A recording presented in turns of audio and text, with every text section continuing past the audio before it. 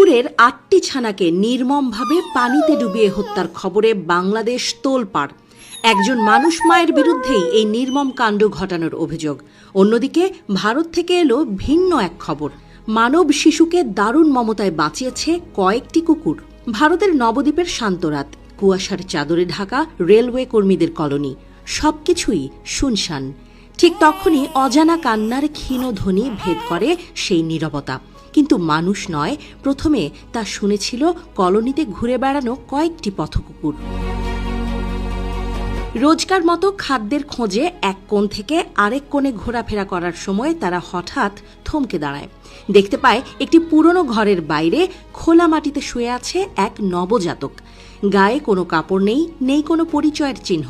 শীতের রাতে জমে যাওয়ার মতো পরিস্থিতি, যেন মৃত্যুর সঙ্গে লড়াই করছে ছোট্ট প্রাণটি। হিন্দুস্তান টাইমসের খবর বলছে, অস্বাভাবিক কান্না শুনে প্রথমে এগিয়ে আসে 3টি কুকুর। একটু পর তাদের সঙ্গে যোগ দেয় আরও কয়েকটি। আশ্চর্যের বিষয় হলো, কারো ভেতর ছিল না কোনো আগ্রাসন, বরং চোখে ছিল এক অদ্ভুত সতর্কতা।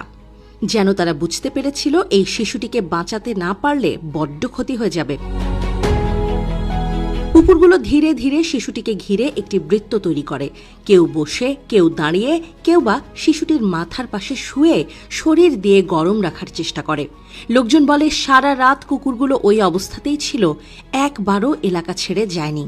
ধর্মীয় শহর নবদ্বীপের রাস্তায় সকালের আলো ফুটতেই প্রথম ঘটনাটি দেখেন স্থানীয় বাসিন্দা শুক্লা মণ্ডল। চোখের সামনে দৃশ্য দেখে তিনি স্তব্ধ। শুক্লা বলেন, এখনো ভাবলে গা শিউরে ওঠে। কুকুরগুলো একেবারেই চুপচাপ ছিল। মনে হচ্ছিল ওরা জানে শিশুটির জীবনটা কতটা নাজুক অবস্থায় আছে। ওরা পাহারা দিচ্ছে যেন কোনো বিপদ কাছে না আসে। এর কিছুক্ষণ পরে আরেক বাসিন্দা সুভাষ পাল শুনতে পান ছোট ধারালো কান্নার শব্দ। প্রথমে ভেবেছিলেন আশপাশের কোনো বাড়িতে অসুস্থ বাচ্চা থাকতে পারে, কিন্তু বাইরে এসে দেখেন সেই পথ কুকুরদের দেহবৃত্তের ভেতরে শীতে জড়ানো একটি নবজাতক। শুক্লা দেবী নিজের ওড়না খুলে শিশুটিকে জড়িয়ে নেন। তারপর প্রতিবেশীদের ডাকাডাকি। মুহূর্তেই জড়ো হয় লোকজন। শিশুটিকে তড়িঘড়ি করে নিয়ে যাওয়া হয় মহেশগঞ্জ হাসপাতালে। পরে সেখান থেকে পাঠানো হয় কৃষ্ণনগর সদর হাসপাতালে।